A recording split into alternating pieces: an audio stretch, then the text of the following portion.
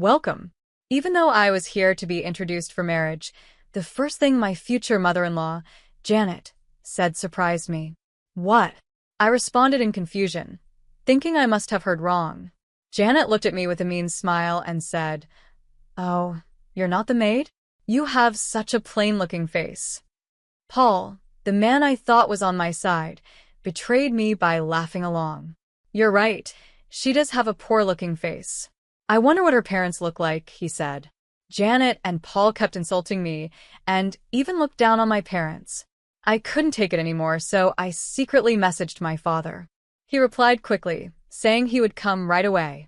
I excused myself, saying I needed fresh air, unable to listen to Paul's cruel comments any longer. "Don't run away," Paul shouted with a laugh as I left. 30 minutes later, I introduced my father, Timothy, to Paul and Janet. "Here's the maid's father," Paul said mockingly. But when my father stepped in, Janet's face froze. She recognized him right away. "I'm Teresa, and I'm turning 28 this year. I work at a small company and have always lived my life trying to blend in. I keep my makeup simple, usually just foundation, and prefer wearing navy or black clothes. I don't wear contacts and instead stick to thick glasses because of my strong prescription. The reason I keep such a low profile is that my father is well known. He's an actor, and even though he usually plays supporting roles, he's often on TV and is moderately famous. Growing up with him as my father wasn't always easy. In middle school, classmates would ask for his autograph, and their parents wanted to meet him. Since I refused, I got criticized and even faced bullying from jealous classmates. I didn't want to cause any trouble for my father, and I hated the idea of people thinking I was showing off. So, I dressed plainly and chose a high school where no one knew me. My last name is common, so I was able to live normally from then on. Because of my plain appearance, men didn't approach me, and I enjoyed a peaceful student life, spending time happily chatting about comics with my friends. I met my fiancé Paul after I started working. Paul worked for the leasing company that provided the copy machine for the company where I worked. We didn't interact much, just exchanging a few words when he came to check the machine. Everything changed the day the copy machine broke.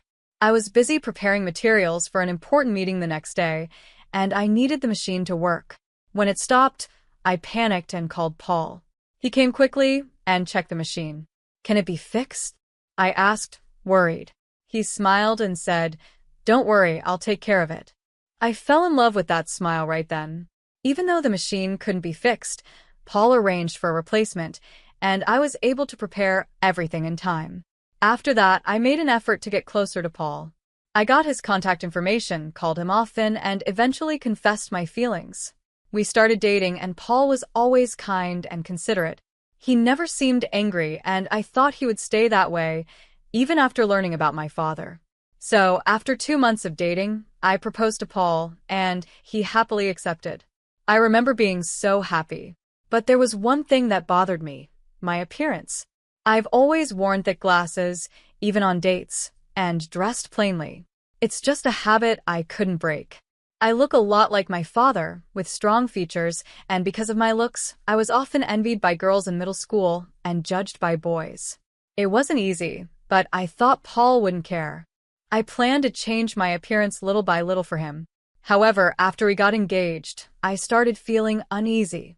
Before, Paul was always kind, but recently he started making comments that made me feel small.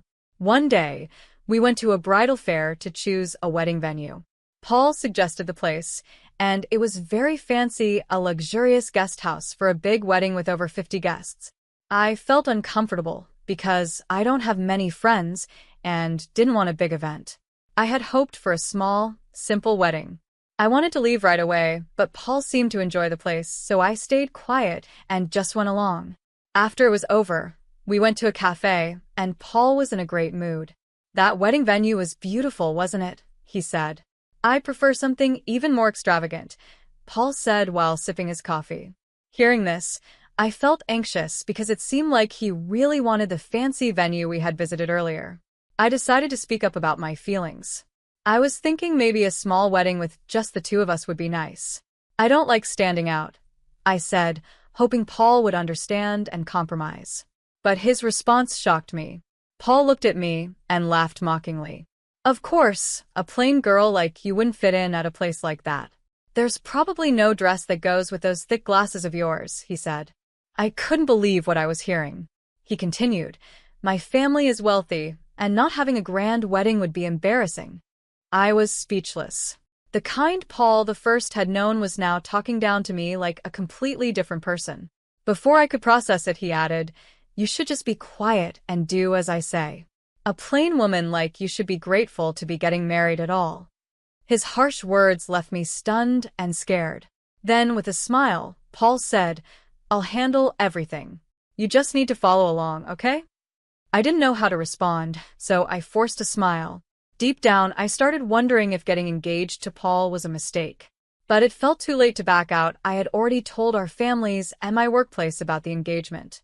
Despite everything, a part of me still loved Paul and hoped he would go back to being the kind person he was before.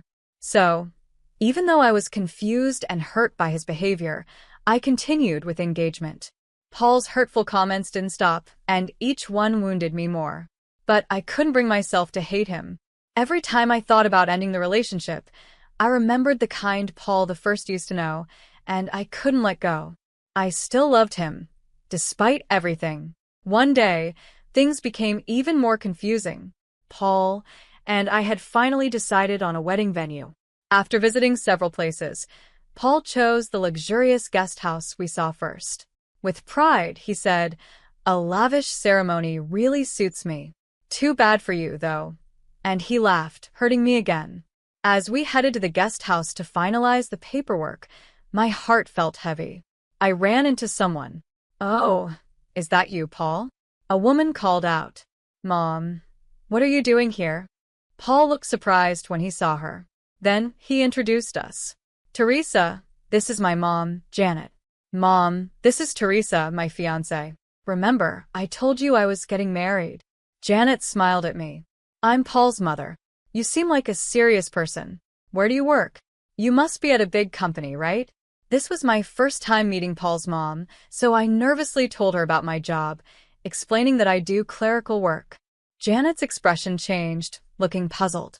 I've never heard of that company, she said. Paul stepped in to explain. Teresa's company is one of my sales clients. It's small, only about 65 employees, so it makes sense you would know it. Upon hearing that, Janet's face darkened. I thought since you were Paul's fiancé, you'd be working at a more well-known company. Doesn't that mean your salary is low? Are you planning to make Paul suffer? I felt embarrassed and apologized, saying, I'm sorry. My salary isn't very high. Janet sighed heavily. Can you at least not rely entirely on Paul? Our family comes from a respected background. We don't need a woman with an unclear origin, you know? I was confused and tried to respond, but Janet kept going. What about your parents? They must work for reputable companies, right? She glared at me. As I was about to answer nervously, my eyes drifted to her bag, and I noticed something familiar. I fell silent. Seeing this, Paul stepped in again. Come on, Mom, calm down. We're visiting soon to make the formal marriage introductions, remember? Fine, but I'm not really in the mood to welcome anyone, Janet replied, still glaring at me. My first impression on her had clearly been bad, and I couldn't help but sigh quietly. The road to marriage seemed very tough. Then came the day for the official marriage introduction. As I stood in front of Paul's family home, I couldn't help but whisper, wow. The house was even more grand than I had imagined. Since Janet had mentioned their family's wealth, I expected it to be impressive, but this was beyond anything I'd thought. The gate was automatic, there was an elevator inside, and there were 7 luxury cars parked outside. It was unbelievable. Paul spoke up. Dad's at work today, so it's just Mom. Make yourself comfortable, he said with a smile, but I felt nervous. Janet had been harsh to me before, and I was sure she'd make more sarcastic remarks. We entered the living room, where Janet was waiting. Hello. Thank you for the other day, I said cautiously. I greeted Janet politely, but the next moment she said something unbelievable. Welcome, maid. Even though she knew I was there for a marriage introduction, that was the first thing she said.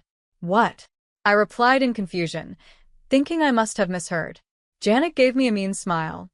"Oh, you're not the maid? You've got such a poor-looking face." I was shocked. How could she say something so cruel? Then Janet laughed, clearly enjoying herself. "Paul told me it's okay to treat you like a maid." It seems like Paul just wanted to marry someone who would do whatever he says. "Paul, what do you mean?" I asked, my face going pale. I wanted to believe this was just a bad joke. But the man I thought was on my side betrayed me in the worst way. Paul glanced at my face and burst out laughing. "You're right, Mom. She does have a poor-looking face. I'd love to see her parents. Maybe we could use them as servants too," he said, laughing crudely. "Having someone obedient for free sounds nice, but if they come to a wealthy house like ours, I wonder if Teresa's parents would faint from the shock," Janet added, continuing to look down on me. Then, Janet asked mockingly, "By the way, what does your father do? He's not homeless, is he?" Before I could respond, Paul burst into laughter again. "Mom, that's not a real job. With Teresa being like this, it's clear her dad doesn't have a stable career," he said, laughing so hard his stomach hurt. Janet and Paul kept making fun of my parents, assuming we were uneducated and poor just because of how I looked. I clenched my teeth in frustration. They were being incredibly rude, not only to me but also to my family. I couldn't take it anymore. While Janet and Paul weren't paying attention, I quickly sent a message to my father. "I need you to come now," I wrote, and sent him the address Paul had given me for the marriage introduction. I knew today was my father's day off, so he was likely at home relaxing. Luckily, within a minute, my father replied, "I'm on my way." Seeing his reply, I felt a sense of relief. Then I turned to Paul and Janet and said, "I'm feeling a bit unwell, so I'm going to get some fresh air." I couldn't listen to their cruel remarks any longer. I had to leave. I thought I would wait outside quietly until my father arrived. "Oh, is that so? Well then, Paul, why don't we continue our tea?" Janet said, happy to be alone with him. "Teresa, don't run away." Paul laughed crudely as I left. I stepped outside and waited for my father. 30 minutes later, my father arrived, wearing dark sunglasses. "Teresa, what's wrong? Today was supposed to be your marriage introduction, right?" he asked, surprised to see me upset. Seeing him, I felt a wave of relief and started crying. I had tried to hold back, but the tears just wouldn't stop. "What's wrong, Teresa?" my father asked, panicking when he saw me cry. I explained everything, the way Paul had changed after we got engaged, and how Janet had joined him in mocking me. "I can't forgive them for looking down on you without knowing anything," I said through my tears. My father listened silently, but I could tell he was getting angry. Then I mentioned something about Janet that made my father laugh. He took off his sunglasses and handed them to me. "We're going in now. I'll make sure they regret hurting you," he said. His words gave me the strength I needed. My love for Paul had turned to hatred, and I had made up my mind. We were going to make them regret it. I put on my father's sunglasses, and together we walked back into Paul's family home. I stood in front of Paul and Janet, my father by my side. "Sorry to keep you waiting," I said, standing firm. Janet, who had been laughing when I left, was now stunned seeing me with my father. "Why are you wearing sunglasses all of a sudden?" she asked, confused. But when she saw who was beside me, her expression changed. She was frozen, clearly shocked. Janet had probably expected me to return and continue being humiliated, but that wasn't going to happen.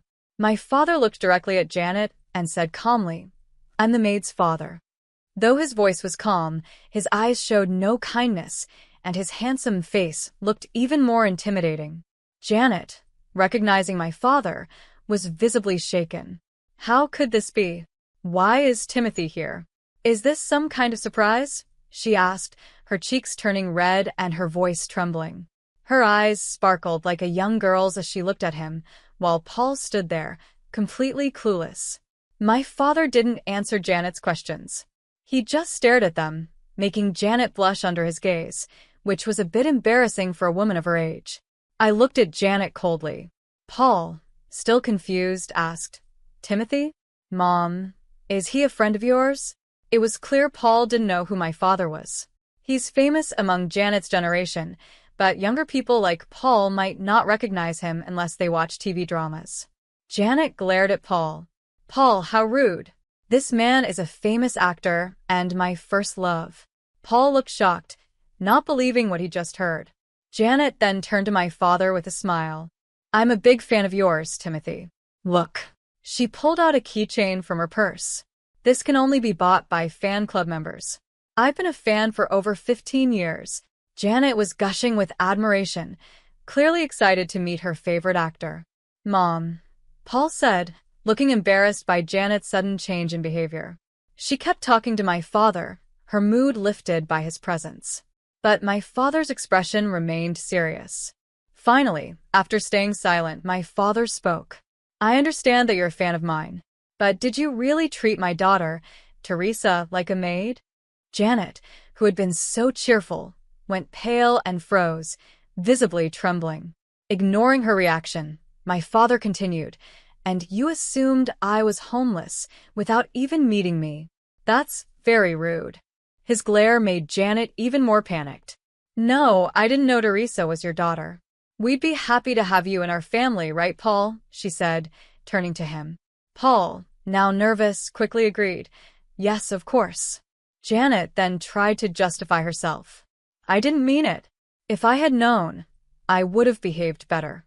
Teresa is wonderful, and she looks so much like you. I was just jealous, afraid of losing my son. Watching Janet desperately trying to change her tone after insulting me and my father earlier, I realized she wasn't being sincere. She was only acting this way because of who my father is. I couldn't let this continue. It was my problem to deal with, not my father's. I took a deep breath and told Janet, I'm breaking off the engagement with Paul. So, there's no chance you'll become family with my dad. What? Teresa, please don't. This is my chance to be part of Timothy's family. Please reconsider. Janet pleaded, her face almost in tears. But after how terribly she had treated me, I couldn't trust her tearful act. I looked at her coldly. Janet, still thinking she could convince me, smiled weakly. You want to marry Paul, don't you? She asked. But I wasn't going to be swayed. I won't fight it anymore. It's okay, I'll do anything for you. Janet begged, clinging to me, desperate to become part of my father's family. Her sudden willingness to do anything was the complete opposite of how she had acted earlier. I felt disgusted by how easily she changed her stance. I muttered softly, No, thank you. What? What did you say? Janet asked, tilting her head as if she hadn't heard me. This time, I said it louder. I absolutely do not want to be family with you. Janet looked shocked by my words. I finally let out all the feelings I had been holding back. You insulted me the moment you found out about my job, and you talked terribly about my father. I can't forgive that. I made my stance clear. But instead of responding to me, Janet turned to my father, realizing she couldn't convince me. She smiled at him and said, Timothy, don't you want our daughter to be happy? We're a wealthy family, and she'd be happy with us. Some people think happiness comes from money, but not me. Sensing my feelings, my father spoke up. Teresa values love more than money. And besides, we're not lacking in wealth. I'm an actor, and I earn more than enough. Janet was stunned, unable to come up with a response. My father is a well-known actor, regularly appearing in dramas, and our family has never struggled financially. There was no reason for me to marry just for money. Janet fell silent, likely realizing she had no good argument left. Then my father continued, You claim to be a fan of mine, but I can't stand someone who mistreats my daughter. Please don't call yourself my fan anymore. He glared at Janet, and she burst into tears. If Timothy hates me, I can't go on living, she sobbed uncontrollably. Until then, Paul had been quiet, but he finally spoke up. You've said a lot, Teresa. You'll regret breaking off our engagement. No one else will want someone like you, Paul sneered. Wait, Paul. Janet, concerned about my father's opinion, tried to stop him, but Paul continued. I picked someone plain like you, because I thought you'd be obedient. I was planning to cheat on you with prettier girls after we got married. It's annoying that my plan won't work anymore. Hearing Paul reveal his true intentions, I realized there had never been any love from him. He just wanted someone he could control. My love for Paul had already faded, and now it was completely gone. Paul kept making selfish remarks, clearly unaware of how much he had hurt me. My father looked furious, ready to confront Paul, but I stopped him. "Dad, wait." I smiled calmly, still wearing my sunglasses. "What's going on?" Paul asked, a bit thrown off by my calm smile. "Do I still look plain to you?" I asked, then took off my sunglasses with a flourish. Paul froze, staring at my face. It wasn't surprising I had put on makeup after meeting with my father and crying earlier. I usually only wore foundation, but this time I added eyeshadow, mascara, and eyeliner. I had done my makeup after crying when I saw my father, and even though it was just eye makeup, it changed my look a lot. "Is that really you, Teresa?" Paul's face turned a little red, clearly taken by my makeup-enhanced appearance. "Yes, it's me. I've always played down my looks to avoid attention, but I've decided to stop hiding," I said. Until now, I had tried to stay low-key because of the attention my father's fame brought, but after being insulted by Paul and Janet, I realized it was okay to stand out a little and show my true self. Paul, still blushing, said, "If you'd looked like this from the start, I would have been nicer to you. We can still start over. Let's get engaged again, and maybe you could introduce me to some actresses through your dad." The fact that he even suggested continuing the engagement just for his selfish gain shocked me. I made my position clear. The engagement is over. I don't need someone like you in my life anymore. And I'll cancel the wedding venue, too. "What?" Paul was stunned. But I wasn't done. "You'll also be covering the cancellation fee for the wedding venue. That's only fair." Janet, confused, exclaimed, "Wait, it's too much to pay for all of it." Paul, looking lost, didn't know how to respond. Then my father spoke with a calm smile. "Why not have Paul's father cover it? With all those luxury cars, it shouldn't be a problem." I played my final card. "If you're not happy with this, we can go to court. But remember, my father is a famous actor, and his extreme fans might not take kindly to this. They might retaliate. My father has many loyal fans, and a critic who once insulted him had faced severe consequences: prank calls, threatening letters, and worse. It even made the news." Remembering that, Janet's face turned pale. She quickly urged Paul, "Paul, you need to pay the cancellation fees. We can't risk it." Paul finally seemed to understand the seriousness of the situation. "Are you kidding me?" he said, falling to his knees in despair.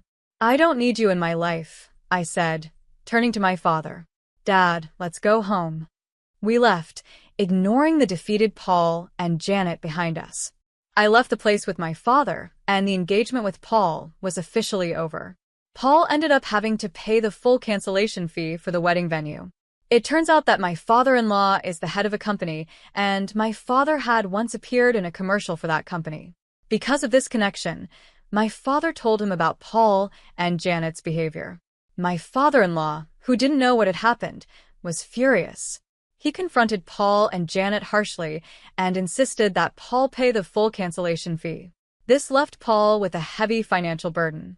Janet also faced consequences. My father-in-law filed for divorce. Their mistreatment of us wasn't the only reason, though. Janet had a habit of wasting money, especially on fan activities for my father, using my father-in-law's money. It seems my father-in-law had already grown tired of Janet's behavior. My father also revealed that Janet had sent him inappropriate love letters, saying things like, "I want to divorce my husband and marry you, Timothy. My current husband is just a source of money." This enraged my father-in-law, and despite Janet's resistance, the divorce was finalized with the help of lawyers. I heard rumors that Janet was living in regret, crying and saying, "This wasn't supposed to happen." She was also kicked out of my father's fan club due to her troublesome behavior as a fan. It seemed like karma had caught up with her. I couldn't imagine her finding happiness after losing everything, but it was the result of her actions. 2 months later, something even more surprising happened. Paul was arrested. He had started stalking me. After I removed my sunglasses that day, Paul became obsessed with me. He frequently appeared in front of my house, even after I quit my job. He would call me often, begging me to reconsider the engagement and crying, saying, "I need you, no one else will do." But I knew he was only fixated on my looks. He had only become interested after seeing me with makeup. I didn't need a man who judged people by their appearance, so I politely refused and blocked his calls. Unfortunately, Paul's actions got worse. I had to consult the police several times to handle the situation. I felt unsafe, and after a lot of thought, I decided to file a report with the police. My father agreed it was the right thing to do. Eventually, Paul was arrested for trying to force his way into our house. After his arrest, Paul lost his job. Now, all he has left is a large amount of debt, and it's unlikely he'll be able to live a normal life. It's the consequence of looking down on others for so long. Since then, I've started working as my father's manager. The job is much more demanding than my previous clerical position. I now handle his schedule, go with him to events, make introductions, and negotiate salaries. Before, I just went between the office and home, barely talking to people and mostly working on the computer.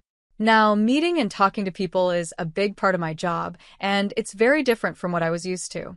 However, I find it incredibly rewarding. Being a manager can seem like a glamorous job, but it's about more than that. I'm there to support my father behind the scenes, so he can focus on his acting career. The hours are irregular and the job requires flexibility, but I love being able to work closely with him. I want to make up for all the stress I caused him and do my best in this new role. Even though I'm still new to this, and there will be challenges ahead, I'm determined to keep moving forward and give it my all for my father. Every day, I work hard, standing by his side.